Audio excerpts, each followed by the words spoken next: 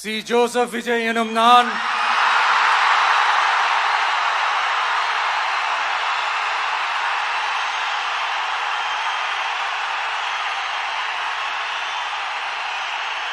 சட்டப்படி பெற்ற இந்திய அரசியல் அமைப்பின்பால் உண்மையான நம்பிக்கையும் மாறா பற்றும் கொண்டிருப்பேன் என்றும் இந்திய நாட்டின் ஒப்பில்லாத முழு முதல் ஆட்சியையும் ஒருமையையும் நிலை நிறுத்துவேன் என்றும்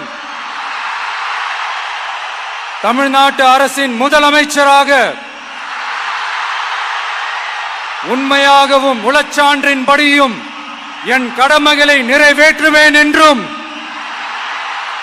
அரசியல் அமைப்பிற்கும் சட்டத்திற்கும் இணங்க அச்சமும் ஒருதலை சார்பும் இன்றி விருப்பு வெறுப்பை விலக்கி பலதரப்பட்ட மக்கள் அனைவருக்கும் நேர்மையானதை செய்வேன் என்றும் ஆண்டவன் மீது ஆணையிட்டு உறுதிமொழிகிறேன்.